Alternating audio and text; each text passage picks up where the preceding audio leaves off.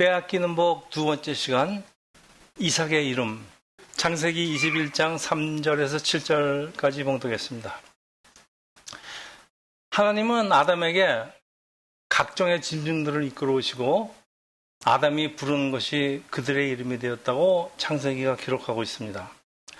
이름을 지으려면은 그 생물에 있는 속성을 정확하게 알아야 되기 때문에 이름 짓는 일이 이렇게 쉬운 일이 아닙니다. 아주 예리한 통찰력이 필요합니다.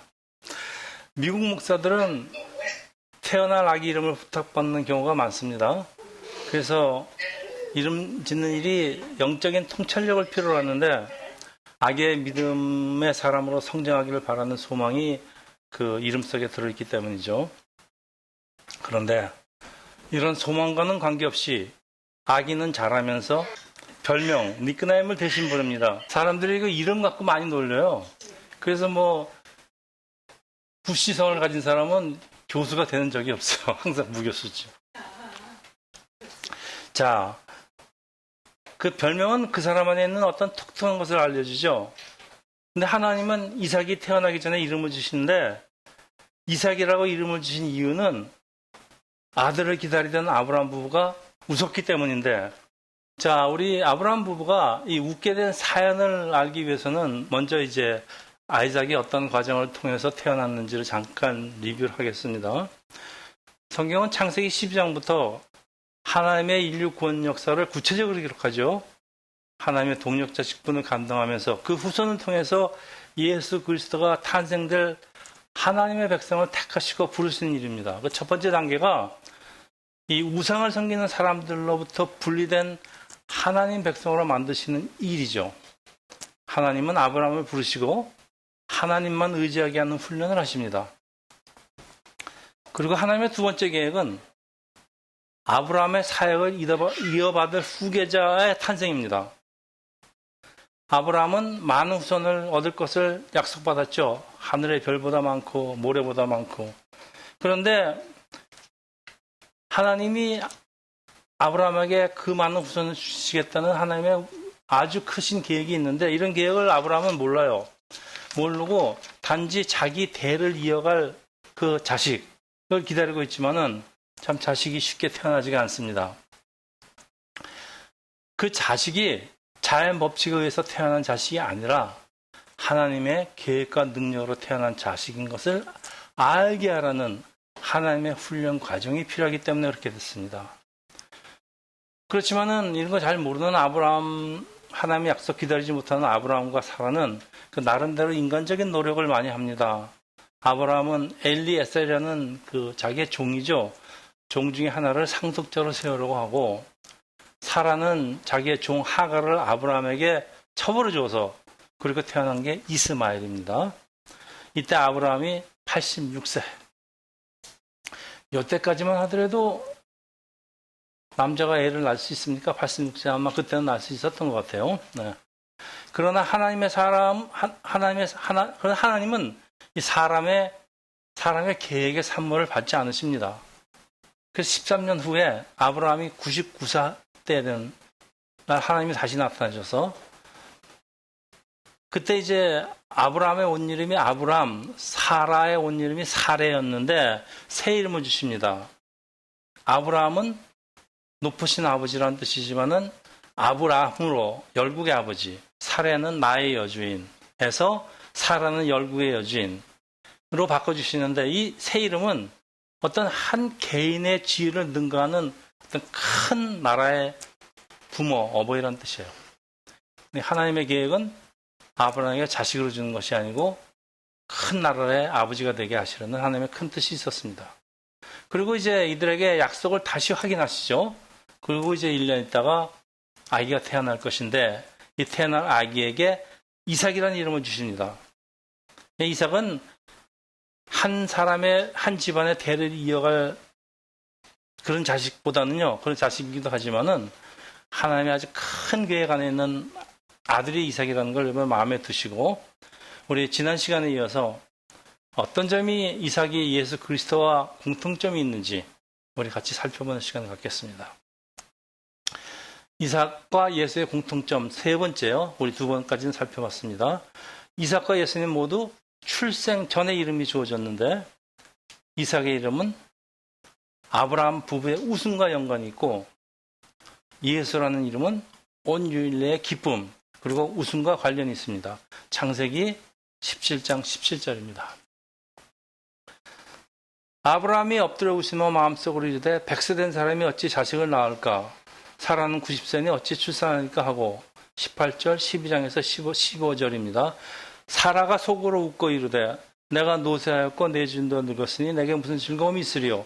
여호와께서 아브라함에게 계시되 사라가 왜 웃음이 이르기를 내가 늙었거늘 어떻게 아들을 낳으리라 하느냐? 여호와께서 능치 못한 일이 있겠느냐? 기한이 이를 때 내가 네게로 돌아오리니 사라에게 아들이 있으라. 사라가 두려워서 부인하여 이르되 내가 웃지 아니하였나이다. 이르시되 아니야, 네가 웃었어. 자, 두 부부 웃음의 성격이 다르죠. 사도 바울에 하면 로마서 4장이에요. 아브라함의 웃음은 하나님의 약속을 믿고 엎드려서 하나님께 영광을 드리는 그런 웃음, 그러니까 기쁨의 스마일입니다. 근데 사라는 두려워하면서 웃고 나서 웃지 않았다 그러는 걸로 봐서 이거는 자기가 잘 아는 거죠. 그 웃음의 뜻이 불신앙의 비웃음입니다. 우리 그림 한번 보겠습니다. 저 얼굴이 참 사악하게 나왔습니다. 그렇죠? 네, 요즘 말로 웃기지 마라. 네. 자, 이 동일한 하나님 약속에 대해서 아브라함의 믿음의 웃음과 아내 사라의 불신의 웃음의 차이는 도대체 어디서 유래할까요? 자, 어쨌든 이삭은 웃는 자라는 뜻이에요. 나이 많은 부부에게 아이를 약속하면은 믿기 어려울 것을 잘 아시는 하나님이죠. 그래서 태어날 아기의 이름을 이삭이라고 주신 것일까요? 내가 니들이 웃을 거야 그러고. 그래서 아기 이름 부를 때마다 하나님의 능력을 리마인드 하려는 그런 뜻이 아닐까요? 자, 우리 사람에게 존재하는 우리의 이성은 하나님의 약속을 항상 의심하려고 합니다. 자연 법칙에 위배되는 그 어떤 것, 비록 하나님의 약속이라도 믿기 어려워하죠. 우리도 그렇죠. 네. 그럼에도 불구하고 아브라함은 믿었기에 믿음의 조상이라는 칭호를 받습니다. 사라한테 믿음의 조상이라는 칭호를 주지 않습니다. 사람 간의 믿음의 차이도 있지만요. 우리 한 사람 마음속에도 믿음과 불신앙 사이에 항상 싸움이 왔다 갔다 하죠.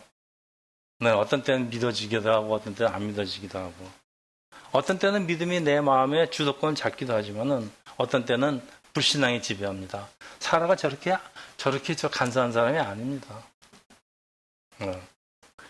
자, 그래서 우리의 싸움은 뭘까요? 그래서 믿음에 굳게 사는 싸움이에요. 그래서 신앙을 제가 계속 배팅이라고 부르는 이유도 배팅이라는 거는 뭘 모르는 것에다가 거는 거예요. 이게 쉽겠습니까? 배팅이지. 그래서 저는 신앙이 배팅입니다. 천국 가보셨어요, 여러분? 하나님 보셨어요? 그렇지만 어떤 사람들이 자기 일생을 걸지 않습니까? 배팅하지 않습니까? 네. 그래서 배팅은요, 보이지 않는 것에 대한 우리 믿음의 결단이 필요해요. 우리가 어떤 때는 결단을 해야 됩니다. 내가 하나님 계신지 안 계신지 모르지만 계시는 것, 하나님이 살아있다는 것에 나는 모든 것을 걸겠다. 이게 배팅입니다, 여러분. 누가복음 1장 31절이에요. 네. 보라, 내가 잉태하여 아들을 낳으리니 그 이름을 예수라 하라. 이 천사가 마리아에게 하는 얘기입니다. 또 마태복음 1장 21에서 23절입니다. 아들을 낳으리니 이름을 예수라 하라. 이는 그가 자기 백성을 그들의 죄에서 구원할 자임이라 하시니 이 모든 일이 된 것은 주께서 선지자에 하신 말씀을 이루려 하심이니 보라, 처녀가 잉태하여 아들을 낳을 것이니 그 이름은 임마누엘이라고 하셨으니 이를 번역한들 하나님이 우리와 함께 계시다 함이라. 네, 처녀가 잉태하여 아들을 낳을 것이니 이건 누가 믿겠습니까? 처녀가 잉태해서 이해를 낳을 수가 있습니다. 옛날에는 그런 걸 몰랐으니까 몰랐죠. 충분히 가능합니다. 자, 예수란 이름의 뜻은 구원자. 이삭의 탄생은 아이가 없던 늙은 부부에게 하나님의 능력으로 아이가 생긴 것만이 아니고 구원을 받을 수 없는 인류에게 하나님의 아들 그리스도가 태어난 것을 상징합니다. 그래서 우리는 특별히 공부를 많이 했다는 사람일수록 그렇게 얘기를 합니다. 어떻게 세상에 어떻게 그럴 수가 있어? 그렇지만 하나님은 이런 데 관심이 없으십니다. 어떻게는 하나님 모든 걸 하시는데 어떻게 무슨 생각을 했습니까? 왜? Why가 하나님의 관심입니다. 내가 왜 했어? 우리가 성경을 읽을 적에요. 자꾸 어떻게로 들어가면요. 자꾸 의심만 생깁니다. 그렇게 딱 how로 따지지 마시고요. 하나님이 왜 그렇게 하셨는가? 하나님이 왜 처녀를 우리한테 주셨는가? 하나님이 왜 99세의 늙은 할머니한테 아들을 낳게 만드셨는가? why가 중요하지 어떻게가 중요하지는 않습니다. 우리 구원자 예수께서는 다른 이름이 많이 있죠. 그 중에서도 단연톱은 임마누엘, 하나님이 함께 하신다. 네, 이게 성령이 우리 함께 하시는 겁니다. 그래서 이 크리스찬의 신앙의 핵심이지만은 참 믿기 어려워합니다. 크리스찬은 작은 예수라는 뜻인데 우리 크리스찬은 하나님의 택하심으로 출생 전에 이름이 주어졌는데 여러분이 태어나기 전에 하나님이 택하셨기 때문에 여러분이 크리스찬의 이름이 주어졌습니다. 작은 예수. 우리의 이름도 우리가 태어나기 전에 이미 주어졌습니다. 작은 예수라는 이름. 하나님의 거룩한 백성이고 성도들입니다. 여러분 이사야서 9장 6절에서 7절 아주 유명한 구절이죠. 이는 한 아이가 우리에게 낳고 한 아들을 우리에게 주신 바 되었는데 그의 어깨에는 정사를 메었고 그의 이름은 기묘자라 모사라 전능하신 하나님이라 영전하시는 아버지라 평강의 왕이라 할 것이며 그 정사와 평강의 더함이 무궁하며 또 다윗의 왕자와 그의 나라가 군림하여 그 나라를 굳게 세우고 지금 이후로 영원히 정의와 공의로 그것을 보존할 것이라 만군의 여호와 열심히 이를 이루시나. 자, 넷째입니다. 이 약속의 자녀 이삭의 탄생이 아브라함 가정에 다툼과 반목을 일으키고 예수는 조롱을 받고 세상과의 싸움을 시작합니다. 창세기 21장 8절이죠. 9절. 아이가 자라매 젖을 떼고 이삭이 젖을 떼는 날에 아브라함이 큰 잔치를 베풀었더라. 사라가 본즉 아브라함의 아들 애굽 여인 하갈의 아들이 이삭을 놀리는지라. 보십시오. 당시에 그 히브리 아이가 젖을 떼는 시기는 3살 정도랍니다. 어떤 학자는 4살까지도 갑니다. 그러니까 서양보다 훨씬 늦었답니다. 우리 차는 언제 젖을 떼죠? 이제 슬슬 떼어가기 시작하죠? 네, 근데 이때는 아마 젖을 때도 특별히 먹을 게 없었을 거예요. 뭘 먹이겠습니까? 아마 그래서 늦게 떼었던 것 같아요. 자, 어쨌든 굉장히 좋은 날입니다. 이 사람을 초대해서 큰 잔치를 베푸는데 아마 우리나라 요즘으로 보면 아마 돌잔치 정도 되는 것 같아요. 네. 이때 이제 여기 보십시오. 저 가운데 있는 아이가 이삭입니다. 아주 꽤 컸죠? 한 서너 살 돼 보이죠? 네. 저 그림은 제가 새로 산 성경 있죠? 거기서 나온 그림입니다. 벌써 저 정도로 크죠? 그 이삭이 저게 상속자의 옷이랍니다. 상속을 받는 사람의 그 옷. 옛날에 그 요셉이 입었던 그런 종류의 옷 같아요. 그리고 사람들한테 얘가 내 상속자라고 소개하는 잔치랍니다. 이 잔치가. 그런데 이제 이때 사라가 뭘 받는가 하면 이스마엘이 이삭을 조롱한 것을 봅니다. 이스마엘은 아주 컸죠. 13년 더하기 3, 4년, 한 17살 그 정도 되는 아이가. 네. 여기 하갈의 아들이 이삭을 놀린다. 이 놀린다 히브리 원어의 뜻이 비웃다 조롱하다예요. 그냥 놀리는 게 아니에요.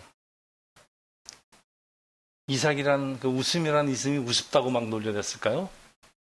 그럴 가능성도 많아요. 애들 이름 갖고 자주 놀립니다. 아닐까요? 상속권을 빼앗기는 것에 대한 질투의 표시일까요? 저는 아마 하갈이 예, 질투로 지금 완전히 이스마엘이 자기는 아브라함 유업을 받고 있는 줄 알고 있었는데 그냥 졸지에 뺏겨버렸습니다. 하갈이 얼마나 열이 받았겠습니까? 사탄이 하나님께 반란을 일으킨 이유가 이제 뭐 이름 짓는 것도 그렇고 여러 가지로 비교해보니까 이 천사장하고 아담이 천사장보다 월등했답니다. 그러니까 이제 하나님이 아담한테 하나님의 유업을 넘겨주니까 천사장은 자기가 받을 줄 알고 있었는데 아담한테 넘어가니까 질투라고서 넘겼다고 주장하는 학자도 있어요. 전승도 있습니다, 사실. 그래서 하나님 유업을 상속받는 이 언약의 백성 이삭과 세상의 백성 이스마엘 간의 싸움이 항상 일어납니다. 그래서 언약의 백성은 세상의 공격과 비웃음을 받게 되는 것은 우리가 비웃음을 받는 것은 우리가 자연 법칙에 반한다는 것을 믿고 따른다는 조롱 같지만은 사실은 우리에 대한 질투입니다. 니들만 구원을 받아, 니들만 하나님의 백성이야. 이런 질투가 섞여 있습니다. 여러분 예수가 태어나고 그 헤롯 왕의 박해가 일어나는 것도 그 왕 자리가 뺏길지 모른다는 그 동목박사 세 사람의 말을 듣고 질투가 일어났습니다. 왕이. 그래서 베들레헴에 태어난 아이들을 모두 죽이는 그 베들레헴의 영학살 사건이죠. 네, 저기 보세요. 헤롯 왕이 베들레헴과 그 지역에 있는 모든 그 2살짜리 아래의 아이 나이는 다 죽이는 사건입니다. 이삭이 젖을 떼는 순간에 그리고 우리가 하나님 백성으로 태어나는 순간에 세상을 상징하는 이스마엘은 하나님 백성을 공격하고 질투하고 희롱합니다.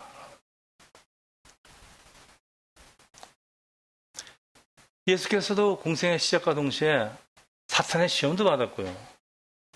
세상에 얼마나 질투하고 조롱을 합니까?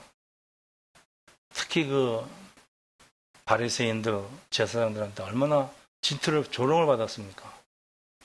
네. 그리고 결국은 십자가로 향하지 않습니까? 그래서 예수의 삶은 질투당하고 조롱받는 삶이에요. 그러니까 우리 작은 예수 크리스찬이 세상의 질투와 조롱을 받는 것도 전혀 이상한 일이 아닙니다, 여러분. 그래서 세상이 우리를 질투하고 박해를 할 때 여러분 기뻐하세요. 그게 예수님 산상순 8복의 말씀입니다. 의를 위하여 박해를 받는 자는 복이 있느니 있지 않습니까? 천국이 그들의 것입니다. 그래서 하나님은 우리가 박해를 받더라도요 항상 우리 약속의 자녀한테는 승리하게 하십니다. 우리한테 최후의 승자를 만들어 주십니다. 여러분. 창세기 21장 10절이에요. 그가 아브라함에게 이르되 이 여종과 그 아들은 내쫓으라. 이 종의 아들은 내 아들 이삭과 함께 기업을 얻지 못함이라 하므로. 그 다음에 갈라디아서 4장 28절에서 29절인데요. 사도 바울이 이삭 사건을 갈라디아서에서 많이 인용을 했습니다. 이제 오늘 여러 번 나올 테니까요. 여러분 한번 잘 들어보세요. 형제들아 너희는 이삭과 같이 약속의 자녀라. 그러나 그때 육체를 따라 난 자가 성령을 따라 난 자와 자를 박해한 것 같이 이제도 그리하더라. 자, 이스마엘은 사람의 가능성, 사람의 힘을 주장하면서 만들어진 산물이에요. 사람이 한 짓입니다. 이삭은 사람의 가능성을 완전히 배제한 하나님의 은혜의 선물입니다. 그런데 우리가 겉으로 보기에는 똑같아 보이죠. 그냥 살아있는 사람이니까. 하나님의 약속의 자녀 이삭이 태어나기 전까지는 이스마엘은 멀쩡했습니다. 아무런 충돌이 없었습니다. 그런데 약속의 자녀 이삭이 태어나자마자 세상과 충돌이 생기죠. 하나님의 유업을 누가 이어받느냐의 싸움이기 때문에 충돌이 생길 수밖에 없습니다. 하나님의 말씀에 의한 삶과 인간의 노력의 산물이 서로 다툼이 생기는 것은 여러분 당연합니다. 다섯째, 이삭이 태어나고 이스마엘이 언약의 자식이 아니라는 실체가 드러납니다. 그래서 추방당하죠. 또 예수가 오시고요. 거짓 선지자들, 제사장들, 바리새인들의 정체가 드러나죠. 예수께서 뭐라고 그러십니까? 이 독사의 자식들이라고 그러죠. 그리고 예수께서 이들을 성전에서 쫓아내시기까지 합니다. 자, 이스마엘은 아브라함의 유업을 이어받을 것 같은 아들이었죠. 지금 한 17년 동안. 그렇게 알고 있었을 겁니다. 근데 이삭이 태어남으로써 진정한 실체가 드러나는데 하나님의 기업을 이어받을 만한 사람이 아닙니다. 옛날에 왕의 후궁에서 태어난 사람이 세자로 봉해졌다가 나중에 왕이 늙어서 정식 왕비를 얻고 조그만 애가 태어납니다. 여러분 사극에서 많이 봤죠? 어떤 일이 벗어나는지. 네. 이스라엘은 사람의 머리와 계획으로 태어난 산물이고 이삭은 사람의 가능성을 완전히 배제된 상태에서 주어지는 하나님의 능력, 하나님의 은혜를 상징합니다. 창세기 21장 12절이에요. 네. 하나님이 아브라함에게 이르시되 내 아이나 내 애종으로 말미암아 근심하지 말고 사라가 내게 이런 말을 다 들으라. 이삭에게서 나는 자라야 내 씨라 부를 것임이라. 그리고 이제 보십시오. 갈라디아서 또 나옵니다. 4장 21에서 23절. 기록된 바 아브라함에게 두 아들이 있으니 하나는 여종에게서 하나는 자유 있는 여자에게서 나타났으며 여종에게서는 육체에 따라 낳고 자유 있는 여자에게서는 약속으로 말미암았느니라. 갈라디아 4장 30절에 또 있습니다.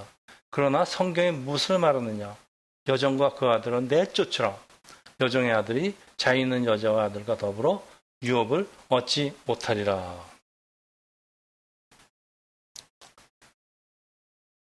이스마엘은 육체에 따라 난 자를 상징하죠. 이삭은 성령을 따라 난 자를 상징한다고 성경이 기록하고 있습니다. 이삭은 예수를 예표할 뿐만 아니라 그리스도를 믿는 믿음으로 하나님의 상속자가 되는 영적인 자녀를 대표합니다. 여러분 보십시오. 세상에는 많은 종교가 있습니다. 그 모든 종교들은 특히 불교 같은 걸 자력 종교라고 합니다. 자력 종교는 무엇이냐? 자기의 힘으로 선을 행하고 해탈을 해서 구원을 얻는다. 이게 자력 종교 아닙니까? 동양 종교들이 다 있지 않습니까? 우리 기독교는 어떻습니까? 그거 안 된다는 얘기 아닙니까?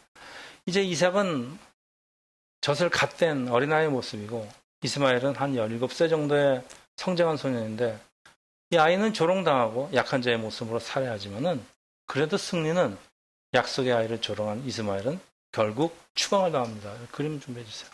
저게 이제 하갈과 이스마엘이 추방을 당하는 모습인데 어떻게 보면 참 안 됐습니다. 뭐 하갈이 무슨 죄가 있습니까? 또 이스마엘이 또 무슨 죄가 있어요? 여태까지 자기가 이 집 상속자인 줄 알았는데 졸지에 쫓겨납니다. 참 불공평해 봬도 오늘 다루지는 않겠지만 성경은 그 다음 장에 하갈과 이스마엘에게 하나님이 은혜를 베푸십니다. 그래서 사막에서 살아남게 하시고 또 이스마엘의 자손들은 하나의 큰 자손, 지금 중동인의 조상이 되지 않습니까? 그것 때문에 세계가 참 싸움으로 참 그러고 있지만은 어쨌든 저 당시에는 하나님이 그렇게까지 보호하셨습니다. 그렇지만은 저는 어쩔 수 없는 게요. 하나님 나라에서는 하나님의 능력과 하나님의 힘과 하나님의 은혜로 된 사람만이 구원을 받는 거나 똑같다 그런 얘기입니다. 네. 우리 세상은 왜 기독교가 왜 이렇게 독선적이냐? 왜 예수 아니면 구원을 받지 못하느냐? 그렇지만은 이 하늘나라의 법칙입니다. 그건 하나님의 약속의 자녀, 하나님의 은혜가 아니기 때문에 어쩔 수가 없습니다. 이 세상의 주인은 하나님입니다. 자, 하나님 은혜를 믿지 못한 사람들은, 크리스찬 아닌 사람들은 자기의 능력으로 세상을 살아가려 하지만 결국은 하나님 나라에서 추방당하니까 구원을 받지 못합니다. 그리고 구원은 오직 하나님이 보내신 구원자 예수만을 붙든 사람에게 구원이 이루어지는 건 어쩔 수가 없는 일입니다. 이걸 불공평하다고 얘기할 문제가 아닙니다. 예수를 따르는 우리 크리스찬 안에는 우리 자신 안에서 두 인격체가 존재하죠. 옛 본성과 새 본성. 다시 말해서 우리가 아는 옛사람과 새사람. 이스마엘과 이삭이 공존하는데 율법을 지켜서 사람의 힘으로 구원을 얻으려는 그 옛사람 이스마엘의 모습이죠. 이게 예수님 오실 당시에 바리새인 세자상들의 모습이었습니다. 그리고 오직 예수만 의지하고 구원을 얻으려는 건 세 사람 이상의 모습입니다. 이 우리한테 이 두 마음이 항상 싸우고 있죠. 내가 뭐 좀 해야지 그래도 구원을 얻지. 네. 아직도 캐톨릭 같은 데서는 그런 것들이 유대교에서도 상당히 많이 강조되어 있습니다. 선행을 베풀어야 구원을 이루는, 특히 이슬람교 같은 데는 아주 치명적이죠. 뭘 해야 됩니다. 이게 지금 우리 세상을 완전히 반으로 갈라놓고 있습니다. 사라가 이삭을 놀리는 이스마엘을 쫓아내듯이 사람의 생각으로 구원을 얻으려는 생각도 쫓아내야지 하나님 나라를 누릴 수가 있습니다. 이스마엘과 이삭 사이에 다툼이 있던 것처럼 우리가 율법을 지키고 선행을 함으로써 하나님의 의를 얻으려는 생각은 우리 육신이 주는 생각이에요. 우리 머리로 주는 생각입니다. 그리고 이런 생각들은요. 그래서 믿지 않는 사람들 중에서도 참 도덕적으로 깨끗하게 살라고 그러는 사람들이 상당히 많이 있습니다. 그런 사람도 있고요. 그렇지만은 문제는 우리 안에 있는 그 악, 그 원죄라고 그럴까요? 우리 원죄가 우리를 자꾸 그러지 못하게 방해를 합니다. 그래서 상당히 위선적이 되기가 쉬워요. 네. 그렇게 살고 싶지만은요, 어느 순간에 무너집니다. 그렇게 살았다 치더라도. 우리의 자신의 힘만 갖고는 의를 이룰 수가 없어요. 그러니까 우리 마음에서 항상 갈등합니다. 네. 그래서 사도 바울의 그 유명한 그 고백이라 그럴까요? 로마서 7장 21절에서 25절입니다. 여러분 잘 아시는 겁니다. 사도 바울의 아주 그냥 외침입니다. 어쩔 수 없다는. 그러므로 내가 한 법을 깨달았노니 곧 선을 행하기 원하는 나에게 악이 함께 있는 것이로다. 내 속사람으로서는 하나님의 법을 즐거워하되 내 지체 속에서 또 다른 법이 내 마음과 법과 싸워 내 지체 속에 있는 죄의 법으로 나를 사로잡아 온 것을 보는도다. 오호라 나는 공고한 사람이로다. 이 사망의 몸에서 누가 나를 건져낼까? 자, 이런 고백에 대한 그 답이 25절입니다. 우리 주 예수 그리스도로 말미암아 하나님께 감사하리로다. 그런즉 내 자신이 마음으로는 하나님의 법을, 육신의 법을, 육신으로는 죄의 법을 섬기는도다. 자, 보십시오. 그리고 갈라디아서 또 나옵니다. 5장 16절에서 18절입니다. 내가 이르노니 너희는 성령을 따라 행하라. 그리하면 육체의 욕심을 이루지 아니하리라. 육체의 소욕은 성령을 거스리고 성령은 육체를 거스리나니 이 둘이 서로 대적하므로 너희가 원하는 것을 하지 못하게 하려 함이니 너희가 만일 성령의 인도하신 바가 되면 율법 아래에 있지 아니하니라. 율법 아래에 있지 않는다입니다. 성령의 인도를 따르면 우리가 율법에 따라서 율법 아래에 억지로 우리 속에 있는 죄를 막 그 갈등 없이 할 필요가 없다. 그런 뜻입니다. 이게. 우리가 교회에 정기적으로 출석해서 교회의 그 어떤 규율과 말씀을 지키는 거 반드시 필요하죠. 그렇지만은 우리가 율법을 지키는 것만으로 구원을 받지 못합니다. 여러분 교회에서 하는 대로만 하면 구원받는 게 아니라는 얘기입니다. 하나님이 율법을 주신 이유가 율법은 우리에게 죄를 깨닫게 해서 예수께로 인도하시는 역할을 담당하기 때문인데 예수가 오기 전까지는 율법은 단지 우리를 구원으로 우리의 죄를 깨닫고 율법에 비춰보니까 죄다. 그러니까 이것을 나는 도저히 이 죄를 나 혼자 감당할 수가 없다. 그걸 깨닫게 해서 예수께로 인도하는 초등교사 역할을 감당한다는 거 아닙니까? 네. 그래서 필요하다고 그러지 않습니까? 그렇지만은 예수가 오심으로써 율법을 대체하고 예수님이 율법을 완성하신다고 합니다. 그리고 나서 예수님이 나중에 성령을 보내십니다. 그러니까 우리가 성령의 인도 아래에 있어야 성령의 감동, 감화 아래에 있어야 우리가 새 사람이 된다고 그러십니다. 새 사람을 입는다는 것은 우리의 옛 본성이 개선되는 게 아니에요. 우리의 옛 본성과 싸워서 개선된다 그런 얘기가 아닙니다. 우리가 완전히 새롭게 본성을 받는 것, 새로운 옷으로 입는 것, 그래서 우리 이것을 새롭게 태어난다, 거듭난다, 보너게라고 얘기하는 겁니다. 성령의 역사지 우리 힘으로 할 수 있는 게 아니에요. 여러분 이제 그 다음 그림 좀 배워주세요. 네, 저기 성령의 옷을 입는 건, 새 옷을 입는다는 건요. 저렇게 예수께서 우리 뒤에서 입혀주셔야지 우리가 성령으로 태어난 거지. 우리가 뭘 어떻게 해서 받는다는 안 같답니다. 그래서 제가 여러분 하나님 성령 체험을 하는 게 이렇게 중요하다는 걸 자꾸 강조하는 겁니다. 자, 이제 말씀을 좀 마치겠는데요. 마지막으로 6번째입니다. 이삭과 그리고 예수는 세상의 기쁨이 된다는 것입니다.